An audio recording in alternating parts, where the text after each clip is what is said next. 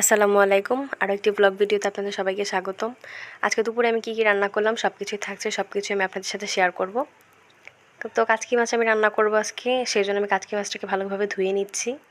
আর এই পাশে আমি পুঁই শাক রান্না করব, সেই কারণে পুঁই শাকটাকে ভালোভাবে ধুয়ে চালনায় ছেঁকে নিচ্ছি। তারপরে একটা চুলায় একটা কড়াই দিয়ে আমি কড়াইতে ওই মাছগুলো চড়চড়ি করব, ওই জন্য আমি মাছগুলো দিয়ে এবারে একে একে মাছের মধ্যে কুচনো আলু দিলাম, তারপরে কাঁচামরিচ দিচ্ছি, পেঁয়াজ কুচি দিচ্ছি। তো এই যে পেঁয়াজটাকে ভালোভাবে কষলে কষলে দিয়ে দেওয়া হচ্ছে। বেশ খানিকটাই পেঁয়াজ দিলাম আমি, আপনারা দেখতেই পেলেন। তার মধ্যে আদা রসুনের পেস্ট দিলাম। তো এখানে হলুদ গুঁড়া দিয়ে দিলাম, লবণ দিয়ে দিলাম, তারপরে ধনিয়ার গুঁড়া দিয়ে দিলাম। এবারে তেল দিয়ে ভালোভাবে মেখে নিতে হবে। হ্যাঁ, আমি যেহেতু মাখিয়ে দেবো সেই কারণে আমি সয়াবিন তেলটাই দিলাম। তার মধ্যে গুঁড়া মরিচ দিলাম, দিয়ে এবার ভালোভাবে মাখিয়ে নিচ্ছি। তারপরে এখানে কিছুটা পানি অ্যাড করে দিচ্ছি। পানিটা আমার অ্যাড করা হয়ে গেছে। এবার চুলাটা জ্বালিয়ে দিলাম, ঢাকনা দিয়ে ঢেকে দিলাম। তারপরে এই পাশে চুলাইতে আমি কড়াই বসিয়ে দিলাম, তার মধ্যে তেল দিয়ে দিচ্ছি। যেহেতু আমি এখানে পুঁই শাকটা রান্না করব, পুঁই শাকটা আমি চিংড়ি মাছ দিয়ে রান্না করব, তাই তেলের মধ্যে চিংড়ি মাছটা দিয়ে এটাকে ভেজে নিচ্ছি। আমি সরিষার তেল দিয়ে রান্না করি, তো এই কারণে তেলটার মধ্যে ফেনা ফেনা উঠেছে। এটার মধ্যে আবার একটু খানিকটা লবণ দিয়ে দিলাম। তারপরে এখানে আমি পেঁয়াজ কুচি দেব, পেঁয়াজ কুচি, কাঁচামরিচ কুচি আমি আগে থেকে কুচিয়ে রেখেছিলাম, এগুলো দিয়ে দিলাম। এবার এটাকে ভালো করে ভাজতে হবে, হালকা বাদামি কালার আনতে হবে। হালকা বাদামি কালার হয়ে গেলে রান্নাটা দেখতে অনেকটা ভালো হবে। তার মধ্যে এবার একটু হলুদ দিয়ে দিলাম। হ্যাঁ, হলুদ দিয়ে দেওয়ার পরে এটাকে ভালোভাবে আমি নেড়ে নিচ্ছি। এবার একটু পানি দিয়ে দিলাম। দেখতেই পাচ্ছেন আপনারা কালারটা কতটা সুন্দর এসেছে। এর মধ্যে হ্যাঁ, এটাকে ভালোভাবে নেড়ে নিলাম। এপাশে আমি ভাত বসিয়ে দিয়েছি রাইস কুকারে। এবার আমি পুঁই শাকটা দিয়ে দিলাম, আগে থেকে ধুয়ে পানি ঝরিয়ে রেখেছিলাম আমি। তো এই পুঁই শাকটাও দিয়ে দিলাম, দিয়ে এবার ভালোভাবে নেড়ে নেব। নেড়ে আমি এটাকে ঢাকনা দিয়ে রেখে দেবো। যতক্ষণ পর্যন্ত সিদ্ধ না হয় ততক্ষণ পর্যন্ত ঢাকনা দেওয়া থাকবে। আর এই পাশে ওই যে চচ্চড়িটাকে আমি নেড়ে নিচ্ছি।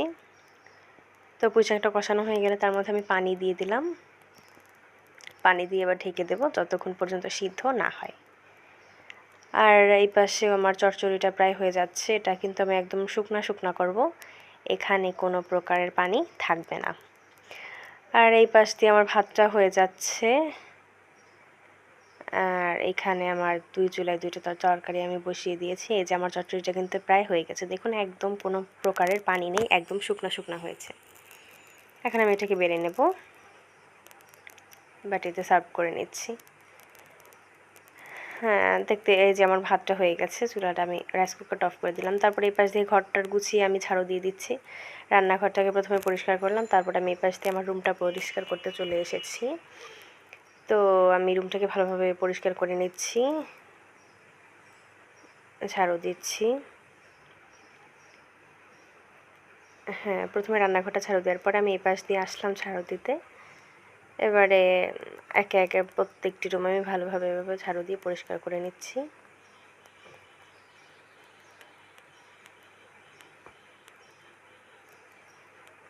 হ্যাঁ, ওই রুম ঝাড়ু দেওয়া হয়ে গেলে এবার আমি সামনের রুমে চলে এসেছি, এটাও ঝাড়ু দেওয়া হয়ে গেছে।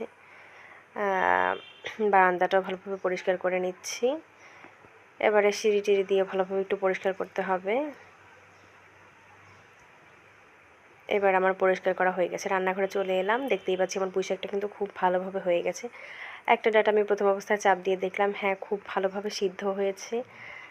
জাস্ট মানে টেস্টটাও অসাধারণ হবে মনে হচ্ছে, দেখতেই খুব সুন্দর।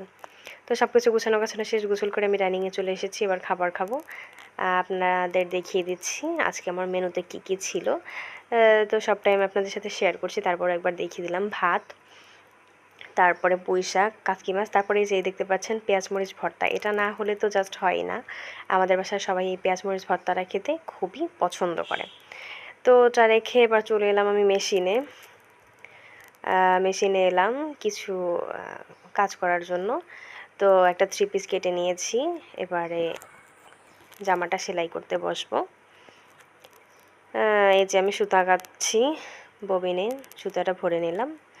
এবার হচ্ছে সুতা ভরে নিতে হবে, তো আমি আস্তে আস্তে করে সুতাটা ভরে নিচ্ছি। আমার সুতাটা ভরা হয়ে গেছে। এবার আমি ববিন কেসে লাগিয়ে ববিনের নিচে লাগিয়ে দিচ্ছি আর উপর থেকে সুইটা ভরে নিচ্ছি।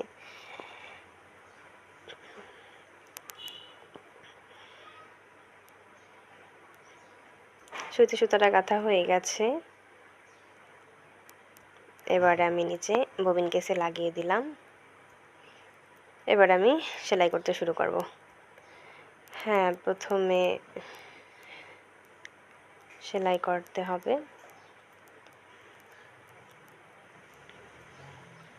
আমি সেলাই শুরু করে দিলাম। তো আজকের ভিডিও এই পর্যন্ত। সবাইকে সাথে থাকার জন্য অসংখ্য ধন্যবাদ।